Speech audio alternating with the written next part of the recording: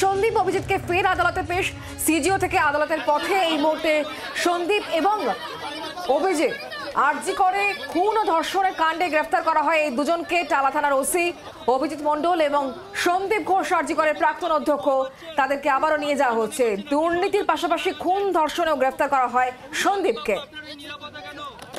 CGO থেকে বের করা হয়েছে আদালতের পথে সন্দীপ ঘোষ আর অভিজিৎ মণ্ডল, তাদেরকে বের করা হয়েছে। একটু জানবো আরো বিস্তারিতভাবে, পিয়ালি আমাদের প্রতিনিধির সঙ্গে আছেন। পিয়ালি, কি খবর পাওয়া যাচ্ছে? একেবারে দেখো, আজকে কিন্তু তিনজনেরই পেশ করার কথা রয়েছে, যদিও সঞ্জয় রায়কে ভার্চুয়ালি কোর্টে আজকে প্রোডাকশন করা হবে। অন্যদিকে সন্দীপ ঘোষ এবং অভিজিৎ মণ্ডল, তাদেরকে 17 তারিখে কোর্টে প্রোডাকশন হয়েছিল এবং 3 দিনের সিবিআই হেফাজতে নির্দেশ দিয়েছিল এবং 2 দফায় তারা 5 দিন সিবিআই হেফাজতে ছিল। আজকে তাদেরকে আবারও আদালতে পেশ করা হবে। সিবিআই তরফ থেকে কিছুক্ষণের মধ্যে তাদেরকে নিয়ে আসা হবে এবং সিবিআই তরফ থেকে দুজনকে আবারও কাস্টাডিতে চাওয়া হতে পারে বলে মনে করা হচ্ছে।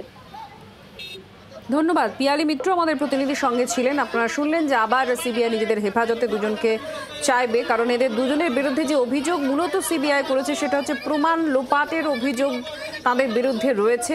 টালা থানার তৎকালীন ওসি অভিজিৎ মণ্ডল এবং সন্দীপ ঘোষ, তখন তিনি অধ্যক্ষ ছিলেন। আরজি করের এই ঘটনা যখন ঘটে, খুন ধর্ষণের ঘটনা ঘটে, দুজনকেই সিবিআই নিজেদের হেফাজতে নেয় এবং যখন গ্রেফতার করা হয় খুন আর ধর্ষণের মামলায়, তখন কোর্টে সিবিআই তরফ থেকে যে দাবি করা হয় তাদের কাছে বেশ কিছু যুক্তি, বেশ কিছু তথ্য, এমন কিছু সন্দেহ রয়েছে যার ভিত্তিতে এদের দুজনকে আরজি করের খুন আর ধর্ষণ মামলায় গ্রেফতার করা জরুরি।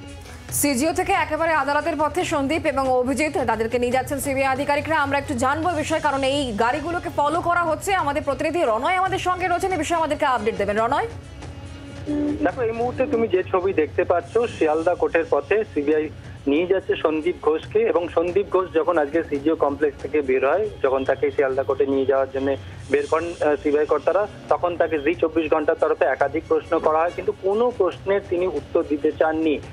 তার বিরুদ্ধে কি কোনো ষড়যন্ত্র হয়েছে, তিনি কি এই ঘটনার সঙ্গে যুক্ত, এই বিষয়ে যখন তাকে জিজ্ঞাসা করা হয়, সম্পূর্ণ তিনি নীরব ছিলেন, কোনো উত্তর দিতে চাননি। তবে তার বিরুদ্ধে যে যে অভিযোগ রয়েছে বা যে অভিযোগের ভিত্তিতে সিবিআই তাকে গ্রেফতার করছে, এর আগে সেই সমস্ত তথ্য কোর্টে তুলে ধরেছিলেন, সিবিআই তরফে কোর্টে তুলে ধরা হয়েছিল। আজকে আবারও তাকে কোর্টে তোলা হচ্ছে। তবে যেটা আমরা জানতে পারছি যে এই ঘটনায়, অর্থাৎ এই মুহূর্তে তুমি যে ছবি দেখতে পাচ্ছ, যে বেলেঘাটা মেন রোডে, বেলেঘাটা থেকে নিয়ে যাওয়া হচ্ছে শিয়ালদা কোর্টের দিকে। আত্রি, একটু জানার চেষ্টা করবো। না, তুমি যেমনটা বলছিলে যে একাধিক প্রশ্ন করা হয়, কিন্তু সেই সমস্ত প্রশ্নের উত্তরে একেবারে চুপ ছিলেন তিনি, কিন্তু তার যে বডি ল্যাঙ্গুয়েজ সেটা কেমন দেখলে? কারণ সিবিআই হেফাজতে এই মুহূর্তে, এবং সেক্ষেত্রে কিন্তু শুধুমাত্র আরজি করে দুর্নীতির ঘটনা নয়, আরজি করে যে চিকিৎসককে খুন ধর্ষণের ঘটনা, সেই ঘটনায় তথ্য প্রমাণ লোপাট, বৃহত্তর ষড়যন্ত্রের অভিযোগ আনা হয়েছে। সিবিআই তাদের বিরুদ্ধে অভিযোগ এনেছে। দেখো, এর আগেও আমরা সন্দীপ ঘোষের বডি ল্যাঙ্গুয়েজ দেখেছিলাম যেদিন তাকে সাসপেন্ড করা হয়েছিল বা সেই হাসপাতাল থেকে সরিয়ে অন্যত্র যখন তাকে বদলি করা হয়েছিল, সেই সময় তার বডি ল্যাঙ্গুয়েজ আমরা দেখেছিলাম।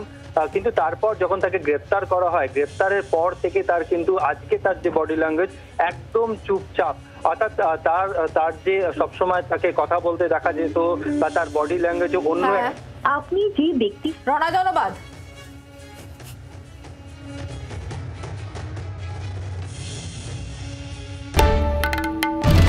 বাংলার আওয়াজ, বাঙালির আবেগ, জি 24 ঘন্টা।